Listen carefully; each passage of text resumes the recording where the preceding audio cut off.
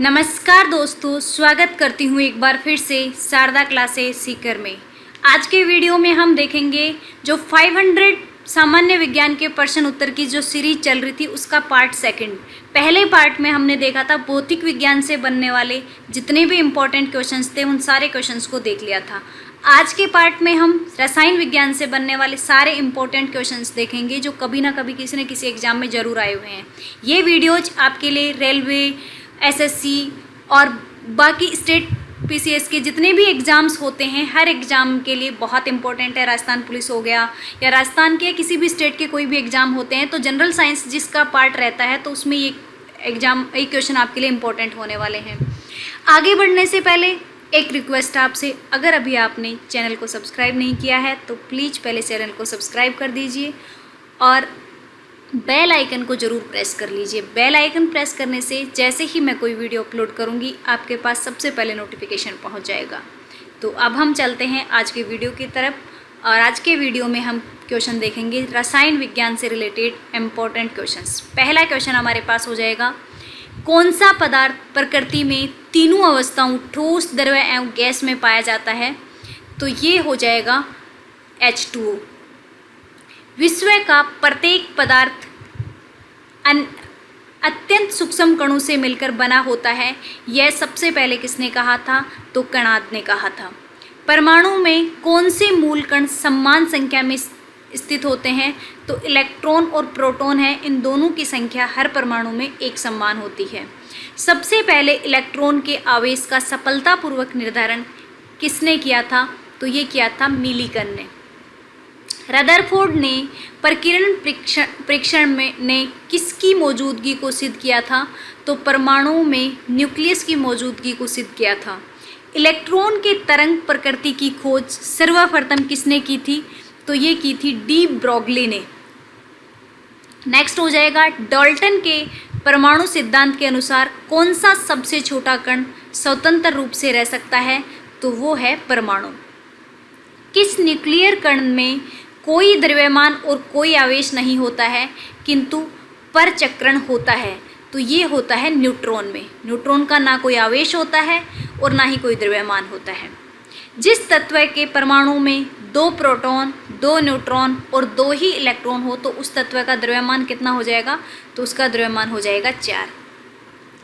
आणविक कक्षा का अभिन्यास किससे नियंत्रित होता है? तो चुंबकीय क्वांटम संख्या से होता है। एकदा आयनित कार्बन परमाणु के नाभिक में क्या होता है? तो 6 प्रोटॉनों की संख्या होती है और 6 ही न्यूट्रॉन होते हैं।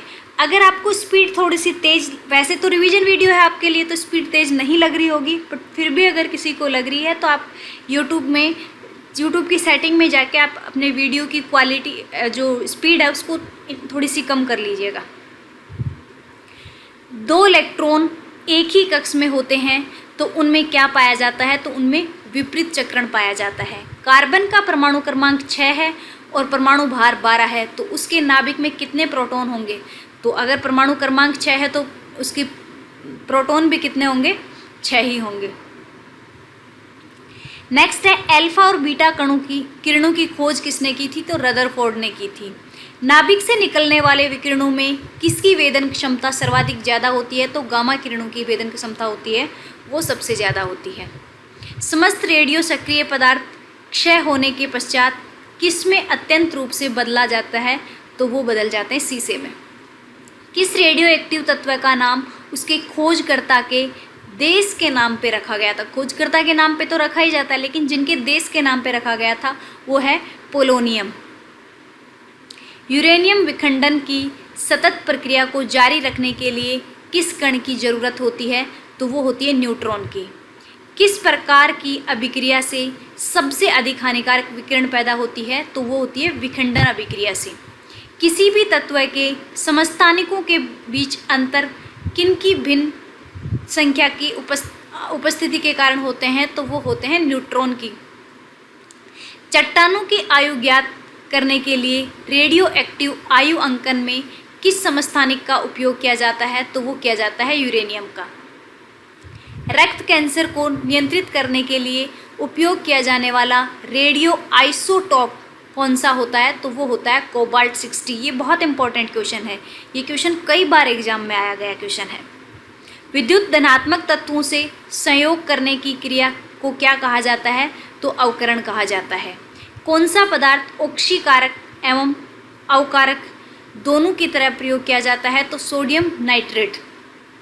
ऑक्सीजन की +2 ऑक्सीकरण अवस्था वाला यौगिक कौन सा है, तो वो होता है F2O। अम्ल एवं बसम के परीक्षण के लिए किसका प्रयोग किया जाता है, लिटमस पत्थर का। ये भी बहुत इंपॉर्टेंट क्वेश्चन है, ये भी बहुत एग्जाम में पूछा गया क्वेश्चन है, अब तक कई एग्जामों में पूछा गया है ये। नेक्स्ट देखते हैं अम्ल एवं, ये हो गया। सभी अम्ल धातु से प्रतिक्रिया कर कौन सी गैस निकालते हैं, तो वो निकालते हैं हाइड्रोजन।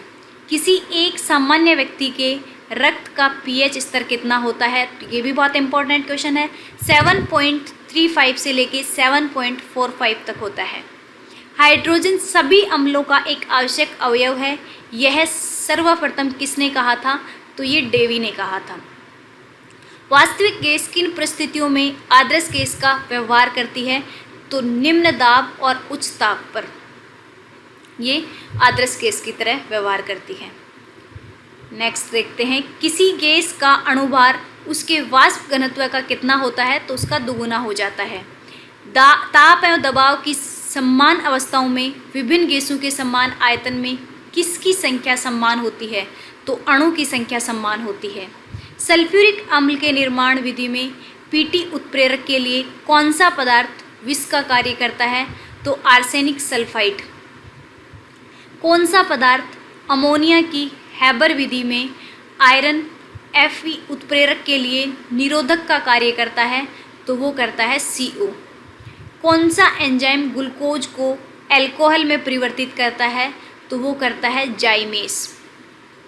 किस प्रक्रम में वेनेडियम पेंटाक्साइड को एक उत्प्रेरक के रूप में प्रयोग किया जाता है, तो वो हो जाएगा संस्पर्श प्रक्रम।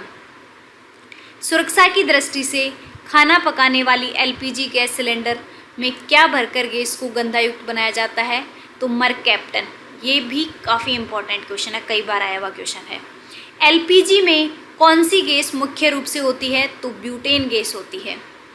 वाटर गैस किन दो गैसों का मिश्रण होती है, तो वो CO और H2 का मिश्रण होती है। कोयले की विभिन्न किस्मों में से किसमें कार्बन की प्रतिशत मात्रा सबसे अधिक होती है, तो ये भी इंपॉर्टेंट क्वेश्चन है, एंथ्रासाइट में। एग्नीशियम यंत्रों में भरा सोडियम बाइकार्बोनेट घोला किसकी क्रिया करके कार्बन डाइऑक्साइड बनाता है, तो वो है गंधकाम्ल से, गंध अम्ल से मिलके बनाता है। सोडियम बाइकार्बोनेट को अग्निशामक के रूप में क्यों प्रयोग किया जाता है, आग की गर्मी प्राप्त कर यह CO2 गैस उत्पन्न करता है, इसलिए। पेट्रोल से लगने वाली आग के लिए किस प्रकार के अग्निशामक का प्रयोग किया जाता है, तो झाग वाले अग्निशामक का प्रयोग किया जाता है। किस वैज्ञानिक ने सबसे पहले आवर्त सारणी का निर्माण किया था, तो आवर्त सारणी के बारे में सबसे पहले मेंडलीफ ने बताया था। नेक्स्ट है, किस प्रकार के आधुनिक आवर्त सारणी आधारित है, किस पे आधारित है आवर्त सारणी, तो वो है परमाणु संख्या पर डिपेंड करती है। NaOH सूत्र वाले रासायनिक यौगिक का सामान्य नाम क्या होता है, तो वो होता है कास्टिक सोडा। रक्त कोशों में मनुष्य का रक्त किस रसायन के साथ मिलाकर रखा जाता है, तो सोडियम नाइट्रेट और डेक्सट्रेट के साथ मिलाकर रखा जाता है। मैग्नीशियम धातु का निष्कर्षण मुख्यतः किस अयस्क से किया जाता है, तो वो किया जाता है कार्नालाइट से। एल्युमिनियम किस में घुलकर शुद्ध Al2O3 के वैद्युत अपघटन द्वारा प्राप्त किया जाता है, तो वो किया जाता है क्रायोलाइट से। ब्लीचिंग पाउडर किसे गुजार कर तैयार किया जाता है, तो बूझे हुए चूने पर से क्लोरीन। पृथ्वी के गर्भ में दूसरा सबसे ज़्यादा पाया जाने वाला धातु कौन सा है, तो वो है लोहा। लोहे की इस्पात में बदलने के लिए कौन सी धातु मिलाई जाती है, तो लोहे को अगर हमें इस्पात में बदलना हो तो निकल मिला दिया जाता है। स्टेनलेस स्टील पदार्थ तैयार करने के लिए लोहे के साथ कौन सी महत्वपूर्ण धातु प्रयोग की जाती है, तो स्टेनलेस स्टील के लिए क्रोमियम मिला दिया जाता है। दोनों बहुत इंपॉर्टेंट है। अगर आप लोहे को इस्पात में बदलना चाहते हो तो निकल मिला दिया जाता है, और अगर स्टेनलेस स्टील में बदलना चाहते हो तो क्रोमियम मिला दिया जाता है। एसिड को जंग लगने से रोकने के लिए कौन सी प्रक्रिया लाभकारी होती है? तो अनिलन प्रक्रिया। किस पदार्थ के लगाने से कटे स्थान पर रक्त का बहना रुक जाता है? तो वो है फेरिक क्लोराइड के लगाने से। हरा थोथा या हरा कशिश किस रासायनिक पदार्थ का प्रचलित नाम है? तो फेरस सल्फेट का। मानव शरीर में तांबा धातु की मात्रा की वृद्धि होने से कौन सी बीमारी होती है? तो वो होती है विल्सन बीमारी। सारे इंपॉर्टेंट क्वेश्चंस लिए हुए हैं जो किसी ना किसी एग्जाम में आए हुए हैं, बहुत इंपॉर्टेंट है। अगर आप कोई भी एग्जाम दे रहे हो और खासकर आप रेलवे ग्रुप डी का दे रहे हो तो आपके लिए बहुत इंपॉर्टेंट है ये। वाटर टैंकों में शैवाल का नष्ट करने के लिए किस रसायन का प्रयोग किया जाता है? तो कॉपर सल्फेट का प्रयोग किया जाता है शैवाल को नष्ट करने के लिए। जस्ता धातु का निष्कर्षण मुख्यतः किस ऐसक में किया जाता है? तो ये जिंक ब्लेड में किया जाता है। राजस्थान स्थित जावर की खाने किस खनिज के लिए प्रसिद्ध हैं? तो जस्ता के लिए प्रसिद्ध हैं। कृंतकनाशी रोडेंटनाशी के रूप में किसका प्रयोग किया जाता है? कृंतकनाशी। तो यह है जिंक फॉस्फेट का। चांदी का निष्कर्षण मुख्यतः किस ऐसक से किया जाता है? तो अर्जेंटाइट से किया जाता है। 64 क्वेश्चन हो जाएगा हमारे पास। किसके निष्कर्षण के लिए साइनाइड विधि प्रयोग की जाती है? तो साइनाइड विधि चांदी के लिए की जाती है। कृत्रिम वर्षा कराने के लिए किस रसायन का प्रयोग किया जाता है? तो सिल्वर आयोडाइड का प्रयोग किया जाता है। 28 कैरेट के मिश्रित सोने में शुद्ध सोने का प्रतिशत कितना होता है? तो 75% शुद्ध सोना होता है। सामान्य ट्यूबलाइट प्रतिदीप्ति बल्ब में कौन सी गैस भरी रहती है? तो ऑर्गन के साथ मरकरी वेपर भरी हुई होती है। मरकरी या पारा को किस धातु के पात्र में रखा जाता है? तो लोहे के पात्र में रखा जाता है। लीड या शीशे का निष्कर्षण मुख्यतः किस ऐसक से किया जाता है? तो वो किया जाता है गैल्ना से। संचायक बैटरियों में कौन सी धातु का प्रयोग किया जाता है? तो सीसा का प्रयोग किया जाता है। कौन सी धातु इस्पात के बराबर मजबूत किंतु बाहर में उसकी आधी होती है? तो वो है टाइटेनियम। कौन सी धातु रोशनी के बल्बों के फिलामेंट के रूप में प्रयोग होती है? तो वो है टंगस्टन। राजस्थान स्थित डेगाना किसके उत्पादन के लिए प्रसिद्ध है? तो ये टंगस्टन के लिए ही प्रसिद्ध है डेगाना। किस धातु का गलनांक इतना कम है कि हाथ में लेते ही पिघल जाता है? तो वो होता है गैलियम धातु। कौन सी धातु अर्धचालक की भांति ट्रांजिस्टर में प्रयोग की जाती है? तो सेमीकंडक्टर के लिए हम जर्मेनियम और सिलिकॉन का यूज़ करते हैं। सिलिकॉन का भी करते हैं और जर्मेनियम का भी करते हैं, ज़्यादातर सिलिकॉन किया जाता है। आपके ऑप्शन के अकॉर्डिंग डिपेंड करेगा क्या दिया, दोनों में से एक ही मिलेगा, या तो सिलिकॉन मिलेगा या जर्मेनियम मिलेगा, दोनों नहीं मिलेंगे, या दोनों मिलेंगे तो एक ऑप्शन में मिलेंगे। नाभिकीय रिएक्टरों में न्यूट्रॉन नियंत्रक के रूप में क्या प्रयोग किया जाता है? तो कैडमियम या बोरॉन यूज किया जाता है। कौन सा तत्व स्टील में संरक्षण प्रतिरोध उत्पन्न करता है? तो निकेल प्रयोग करता है। स्टील में कठोरता प्रदान करने के लिए किसकी मात्रा को बढ़ा दिया जाता है? तो मैग्नीज की मात्रा को बढ़ा दिया जाता है। किस रेडियोधर्मी तत्व की किरणों का कैंसर के उपचार के लिए प्रयोग किया जाता है? तो कोबाल्ट का किया जाता है। नाभिकीय रिएक्टर में ईंधन का काम करता है, तो यूरेनियम है वो ईंधन का काम करता है। नाभिकीय ऊर्जा प्राप्त करने के लिए किस तत्व का प्रयोग किया जाता है? तो यूरेनियम का प्रयोग किया जाता है। नागासाकी पर संयुक्त राज्य अमेरिका द्वारा गिराए गए परमाणु बम में किसका प्रयोग किया गया था? तो प्लूटोनियम का प्रयोग किया गया था। आतिशबाजी में हरा रंग किसकी उपस्थिति के कारण होता है? तो बेरियम की उपस्थिति के कारण होता है। उर्वरकों के निर्माण में कौन सा तत्व प्रयोग में लाया जाता है? तो पोटेशियम काम में लिया जाता है। प्याज और लहसुन में गंध किस तत्व की उपस्थिति के कारण होता है? तो पोटेशियम की उपस्थिति के कारण ही होता है।